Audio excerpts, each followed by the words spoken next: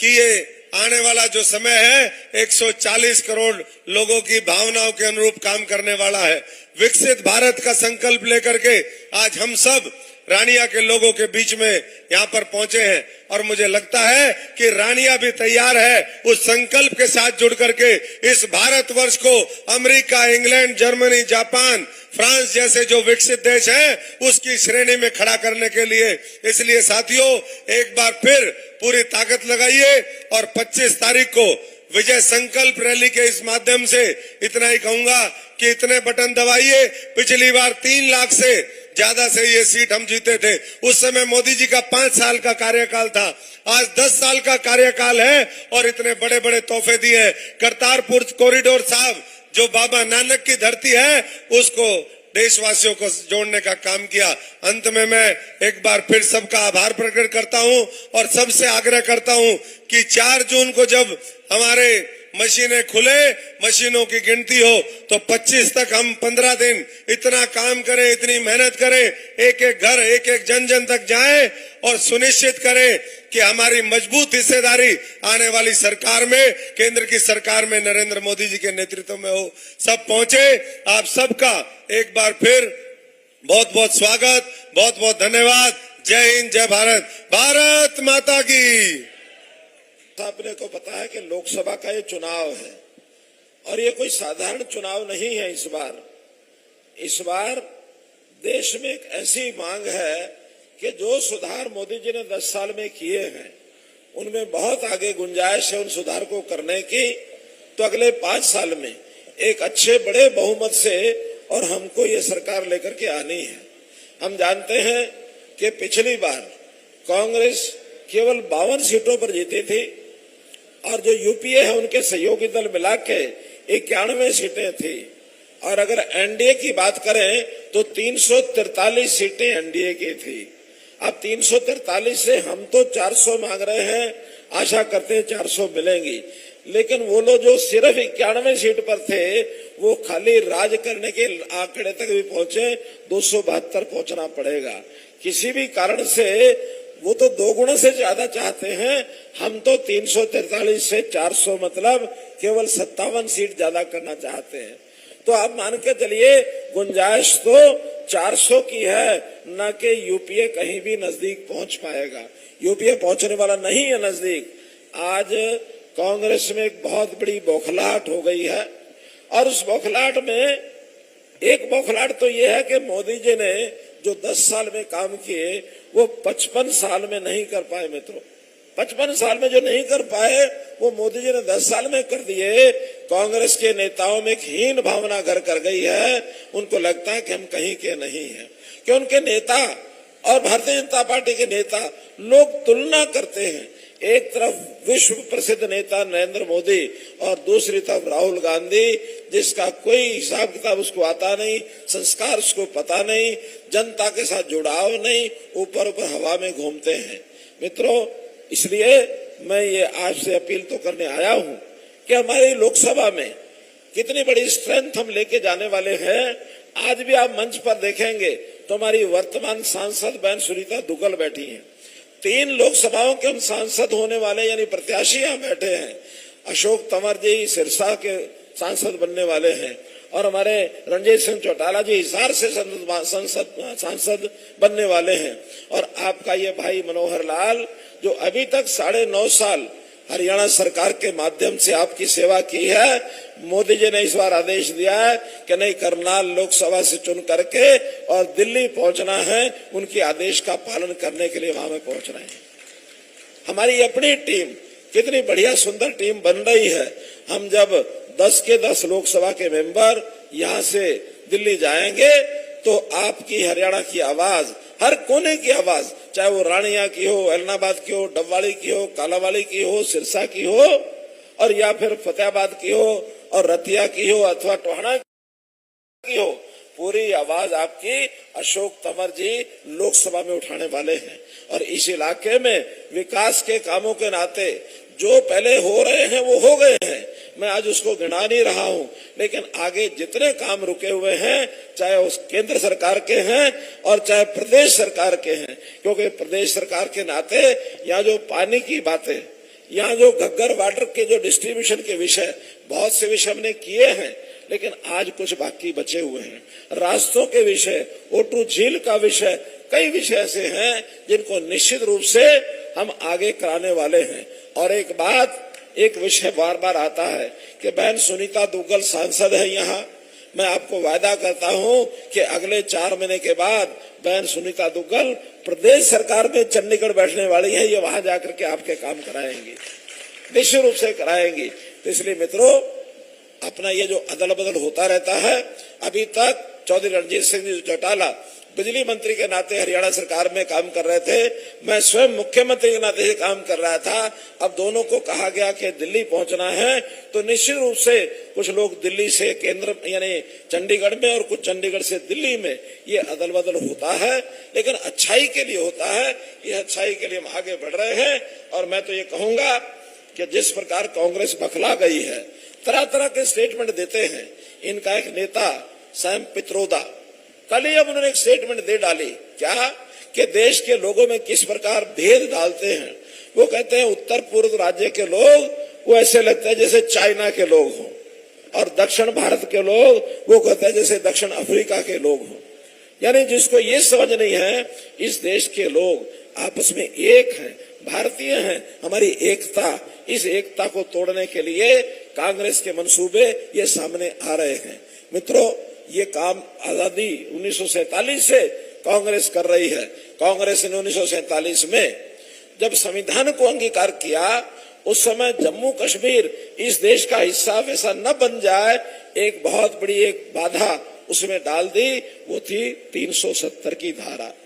370 धारा का मतलब यह है कि देश का कोई भी कानून जो होगा वो जम्मू कश्मीर में तब तक लागू नहीं होगा जब तक वहां की विधानसभा उसको पास न कर दे। यानी देखो कितना उल्टा काम, पहले केंद्र सरकार पास करेगी, फिर जम्मू कश्मीर चाहेगा तो लागू करे, नहीं तो नहीं। जबकि सारे देश में केंद्र का कानून उसी समय लागू हो जाता है।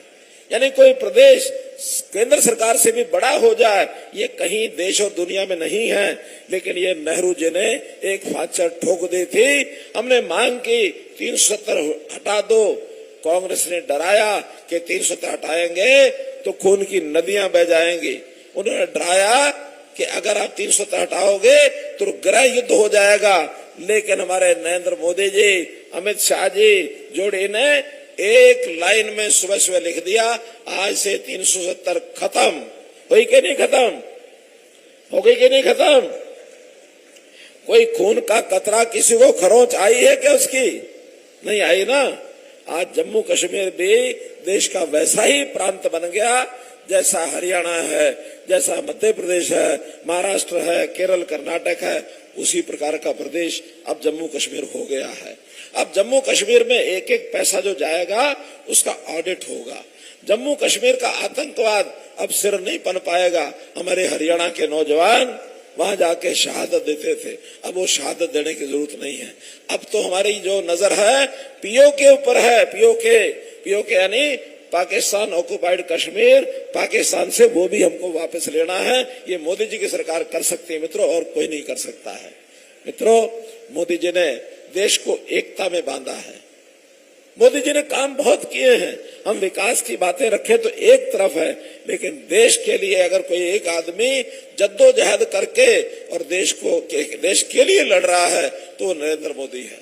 मोदी ने कहा इंडिया फर्स्ट, देश पहले, बाकी सब बात में। और हमारे कांग्रेस के मित्र क्या कहते हैं कि मैं, मेरा बेटा, मेरा परिवार, ये पहले, दुनिया जाए भाड़ में।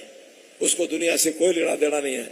भ्रष्टाचार की जो गंगा बहाई कांग्रेसियों ने, आज सब सामने निकल करके आ रहे हैं, सामने निकल करके आ रहे हैं। मित्रों, अगर ये जो कांग्रेस ने भ्रष्टाचार में लोगों को जिस प्रकार से फंसाया था, आज सब एक एक करके पकड़े जा रहे हैं, एक एक करके अंदर। यानी अभी हमने देखा है कि उनके पीए के जो घर है मंत्रियों के, उनके पीए के मंत्रियों के जो सेक्रेटरी है, उनके घरों से नोटों के पहाड़ निकल रहे हैं। आखिर ये पैसा कहां से आता है? आज कांग्रेस के लोग बड़े बड़े घरानों से साठ गांठ कर बैठे हैं। आज से साल पहले खूब गालियां देते थे बड़े बड़े घरानों को। आज इस चुनाव के समय उन बड़े घरानों को एक भी गाली देते नहीं है, क्योंकि अंदर अंदर साठ गांठ सबकी हो गई है। मित्रों, 370 हटी तो आप खुश हुए, राम मंदिर बना तो आप खुश हुए कि नहीं हुए? राम मंदिर बना तो खुश हुए कि नहीं हुए? खुश हुए हैं। इसी प्रकार जब ये भ्रष्टाचारी जेल में जा रहे हैं, इससे आप खुश होते हैं कि नहीं होते हैं? होते हैं कि नहीं खुश होते हैं? तो जब हम खुश होते हैं तो कांग्रेस उसमें निराश होती है कि कांग्रेस को लगता है जनता जिस चीज में खुश है, अब कांग्रेस को किसी प्रकार से आगे आने वाली नहीं है। हमारी सरकार ने, मोदी जी ने गरीबों को मकान दिए, केवल मकान नहीं, मकान के साथ साथ शौचालय, जिसको इज्जत घर कहा, इज्जत घर दिए। हर घर रसोई में उन्होंने पानी दिया, हर रसोई में गैस का सिलेंडर दिया, बिजली का बल्ब दिया, और साथ में गरीब परिवार के लिए उसका जो बीमारी पर खर्च होता है 5 लाख रुपए का बीमा किया। 5 लाख का बीमा सब गरीब परिवारों को तो किया ही था। अब तो इस हमारा जो नया संकल्प पत्र है उसमें ने कहा कि परिवार का कोई बुजुर्ग 70 साल से ऊपर, हमारी कोई बूढ़ी अम्मा, ताई, चाची कोई भी होगी, हमारे जो बड़े बुजुर्ग हैं उनको 5 लाख रुपए का हर व्यक्ति के हिसाब से अलग से बीमा मिलेगा। इसलिए वो पहले वाला 5 लाख अलग और बुजुर्गों का 5-5 लाख अलग। मित्रों, कितना बड़ा एक समाज के बारे में सोचा उन्होंने। बीमारी से गरीब आदमी सब कुछ लुटा बैठता है, लेकिन बीमारी का जो खर्च है इसका बोझ सरकार ने अपने जिम्मे लिया है। एक बहुत बड़ा उपकार उन्होंने किया है भाइयों बहनों। तो मैं तो फिर ये कहूंगा कि अब जैसे देश और दुनिया में हमारा नाम बढ़ा है, हमारा देश दुनिया की 5 बड़ी शक्तियों में माना जाता है, और मोदी जी की घोषणा के अनुसार 2029 ये जो 5 साल है, तीसरे स्थान पर हम आ जाएंगे, और 2047 जब देश को आजाद हुए 100 साल होंगे तो हमारा देश नंबर 1 पर आएगा, विश्व गुरु बनेगा। इस रास्ते पर हम चल पड़े भाई बहनों। हम लोग थोड़ा विचार करके आगे बात को बढ़ाए कि हमारा प्रत्याशी वहां जाएगा तो सरकार का भागीदार बनेगा, केंद्र सरकार का भागीदार बनेगा, और अगर कोई कांग्रेस का प्रत्याशी जाएगा तो वही विपक्ष में बैठने की नौबत उसकी रहेगी, उसका कोई वैल्यू नहीं होगी। इसलिए हमारे भाई अशोक तंवर एक संघर्षशील व्यक्ति हैं। इन्होंने कांग्रेस में रह करके जो संघर्ष किया, लेकिन इनाम क्या मिला? इनाम इनको मिला, इनकी पिटाई मंच पर की गई, इनको घायल किया गया। और इनको जब घायल किया था, भले कांग्रेस में प्रदेश अध्यक्ष थे, मैं उस समय मुख्यमंत्री था, राम मनोहर लोहिया हॉस्पिटल में मेरे मन में पीड़ा हुई। मैं मिलने के लिए अशोक जी गया कि नहीं गया? गया था ना। मेरे मन में तो उसी दिन से आया था कि बहुत एक ऐसा व्यक्ति, बहुत पढ़ा लिखा डॉक्टर, कांग्रेस में कहीं फंसे हुए थे, उसी दिन से मन में आया कि एक ना एक दिन अशोक तंवर हमारे साथ आके खड़े होंगे। एक तो इनका व्यक्तित्व तो अच्छा, दूसरा मेरा थोड़ा सा लगाव इनसे और भी था भाइयों, वो मैं आपको बताता हूँ। मेरा एक लगाव ये है कि इनके माता जी मेरे गांव की हैं, मैं इनको अपना भांजा मानता हूँ। हालांकि रिश्तेदारों के नाते से हम नहीं करते, लेकिन अच्छा व्यक्ति भांजा भी हो ही सकता है। अगर अच्छा व्यक्ति भांजा हो जाए तो उसको जनता अगर आगे बढ़ाए तो मेरी अपील में कोई दिक्कत तो नहीं है ना? आपको कोई दिक्कत नहीं है ना? तो मेरी अपील है, इसको आप स्वीकार करें कि जो भी कुछ कांग्रेस ने बिगाड़ा है उसको नरेंद्र मोदी ठीक करेंगे, और आगे देश और दुनिया में अपना नाम आगे बढ़ाने के लिए और देश की जनता को हर प्रकार का लाभ पहुंचाने के लिए, चाहे वो गरीब व्यक्ति हो, चाहे महिलाएं हो, चाहे युवा हो, चाहे किसान हो, बहुत ऐसी बातें सोचते हैं, हम भी हैरान हो जाते हैं। जिस दिन उन्होंने घोषणा की थी कि हर गरीब किसान के खाते में 6,000 रुपया साल का जाएगा, अब 6,000 रुपया किसानों के खाते में मित्रों आता कि नहीं आता है? आता है ना? आता है। उन्होंने 6,000 के बदले हमारे से लिया कुछ नहीं है, लेकिन एक किसान है, उसकी मजबूरी है कि उसको बिजाई करनी है, उसको खेत जोतना है, उसके खर्चे ये थोड़े थोड़े उसको मिलते रहे ताकि अपनी उपज को ठीक से करके मंडी में बेच सके। भाइयों, सेंटर ने बहुत काम किए, वहीं प्रदेश ने भी हमने 9.5 साल में जो काम किए याद करना बहुत जरूरी है। आज हमारे समय से पहले इस प्रदेश के अंदर नौकरियां बिकती थी, नौकरियों के रेट लगते थे, या अपने भाई भतीजे, क्योंकि यहाँ के राज करने वाले लोग तो पहले भी आए हैं, उन्होंने नौकरियां दी हैं, तो अपने वही 500-700 परिवार, 1000 परिवार होंगे, उन 1000 परिवारों से बाहर निकलते नहीं थे। चाहे वो सांसद का परिवार हो, एमएलए का परिवार हो, मंत्री का परिवार हो, या उनके चहेतों के परिवार हो, ढूंढते थे, पर्ची आती थी, नहीं तो अपने एमएलए को बांटते थे, चलो भाई 5-5 नौकरियां तुम ले लो, इस प्रकार से बटाई होती थी। हमने आने के बाद योग्य उम्मीदवार है वो सरकारी नौकरी पर जाएगा, उसके बिना हम किसी को भेदभाव को नहीं मानेंगे। आज मैं जिन गांव में जा रहा हूं, हर गांव में कहीं 50, कहीं 60, कहीं 70, कहीं 100 ये नौकरियां लगी है, कोई पैसा नहीं लगा। भाइयों, अगर किसी का कोई पैसा लगा हो बताओ, न लगा हो तो मेरी बात का समर्थन करो। किसी का कोई पैसा लगा नौकरी में? कहीं कोई लगा क्या? बहुत गांव में इस सिरसा जिले के गिना सकता हूं जहां 50-50, 60-60 लोगों की नौकरियां लगी। रिसालिया खेड़ा में बता रहे कि 250 नौकरी लगी है, बिना किसी सिफारिश के, बिना पर्ची, बिना खर्ची के। एक गांव का नाम आप चेक कर सकते हो जाकर के। भाइयों बहनों, हमने किसान के लिए 14 फसलें उसकी एमएसपी पर खरीदनी शुरू की है, और फसल खरीद के ये हमारी योजना थी कि पैसा अब सीधा किसान के खाते में जाएगा और कहीं नहीं जाएगा। जो किसान अपने पैसे के लिए तरसता रहता था, बेटी की शादी करनी है तो उसको जाके मांगना पड़ता था कि भाई मेरा हलवाई करा दो, मेरा कहीं कपड़ा खरीद के दे दो, मुझे कहीं सामान खरीदना है, बेटी को पलंग देना, कुर्सी सोफा देना, कुछ भी देना है, तो हमारा भाई कोई ना कोई जाके पर्ची लेके आता था। आज हमारे खातों में लाखों रुपए पहुंचते कि नहीं पहुंचते? जरा हाथ खड़े करके बताओ, पहुंचते कि नहीं पहुंचते? पहुंचते हैं। आज तो हमारे दुकानदार भाई को, जिसके पास पहले हमारा पैसा रहता था, आज उसको जरूरत होती है तो किसान भाई के पास चल के आता है कि भाई कि मैं पैसे पड़े हो तो जरा मुझे दे दो, मेरी जरूरत है। आते कि नहीं आते हैं? आज आप बादशाह बन गए हो, राजा बन गए हो भाइयों, तो ये किसानों के लिए मोदी जी की सरकार से अच्छा कोई नहीं सोच सकता। हाँ, कुछ लोग ऐसे हैं जिनको ये तकलीफें बहुत तंग कर रही हैं। उनको लगता है कि इस सिस्टम को कैसे डिस्टर्ब किया जाए, खराब किया जाए। किसान का चोला ओढ़ के जगह जगह खड़े हो जाते हैं। असली किसान नहीं है, वो चोला ओढ़ के खड़े होते हैं कि हम किसी की रैली को डिस्टर्ब करेंगे, किसी नेता का विरोध करेंगे। कुछ लोग खड़े हो जाते हैं, शोर मचाते हैं, लेकिन समझदार समाज के लोग कहते हैं कि कोई नहीं, इनको छोड़ दो, छेड़ो मत। और इस बात का हमें लाभ कितना हो रहा है मैं आपको बताता हूँ। एक गांव में अभी मैं असंध इलाके में गया, वहां के 10-12 नौजवान कुछ और दूर के लोगों को ला करके वहां सड़क पर खड़े हो गए। खैर किसी तरीके से रास्ता थारा हमारा निकल गए। बाद में उस गांव के लोग आए, कहने को जो 15 लड़कों ने वहां बदमाशी की थी, उसके बाद सारा गांव अब एक तरफ हो गया है, सब वोट आपको देंगे, सब वोट आपको देंगे। वो तो हमारा फायदा कर रहे हैं। जगह जगह अगर 2-4 जगह ऐसा विरोध हो जाएगा तो जिस गांव में विरोध होगा, थोड़े विरोध करने वाले हैं, ज्यादा उनके खिलाफ खड़े होने वाले हैं। उनको सपोर्ट करने के लिए हमारा जो विरोधी दल कांग्रेस पार्टी या कुछ अन्य दल भी हैं जो उनको सपोर्ट करते हैं। अब उनको अन्य दलों को तो सपोर्ट करने के लिए कल एक किसान नेता ने खुल करके प्रेस कॉन्फ्रेंस कर दी कि हम इनको चुनाव में सपोर्ट करेंगे। और वही किसान नेता जो अपने आप को कहता है, आपको अगर करना ही है तो चुनाव लड़ करके मैदान में आओ, अपनी बात पार्लियामेंट में, विधानसभा में कहो।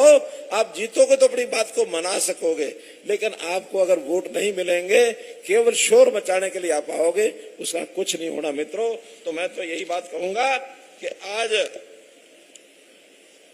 भाइयों बहनों 25 मई का दिन चुनाव का, वोटिंग का दिन है। उस दिन हम अपने आप को, अपने परिवार को, पड़ोसी को, साथ काम करने वाले लोगों को जागृत करें कि कमल के निशान के सामने वाले बटन को दबाकर मशीनों में इतने वोट डाल दो, इतने वोट डाल दो कि 4 जून को जो ईवीएम मशीन है वो भी सोच में पड़ जाए, घबरा जाए कि कमल का फूल निकल रहा है। आप ये करेंगे निश्चित रूप से। हर एक पोलिंग बूथ पर जिताने की बात आप ध्यान रखें, बाकी सब छोड़ दें। लोकसभा बहुत बड़ी है। यहाँ का व्यक्ति टोहना की चिंता मत करे, यहाँ का व्यक्ति कहीं रतिया की चिंता मत करे। अपने रानिया के एक एक बूथ को हम लोग जिताने की बात करेंगे तो एक कहावत कही गई है कि बूथ जीता तो चुनाव जीता, बूथ जीता तो जितने हमारे कार्यकर्ता हैं पार्टियों के अथवा और जो हमारे सहयोगी हैं, समर्थक हैं, अपने अपने बूथ के 1000 वोटों के ऊपर टूट पड़ो और उन 1000 बूथ में से 1000 जो मत हैं उनमें से हम कैसे 700-800 अपने हित में करा सकते हैं। 900 की 950 की पोलिंग कराएं, 700-800 बूथ बीजेपी को डलवाएं तो निश्चित रूप से बड़े मार्जिन के साथ हमारी ये सीट भाई अशोक तंवर जी को जिता करके आप पार्लियामेंट में भेजेंगे। आपकी आवाज उठाई जाएगी। आप इतनी बड़ी संख्या में आए, आपका बहुत बहुत धन्यवाद, बहुत बहुत आभार।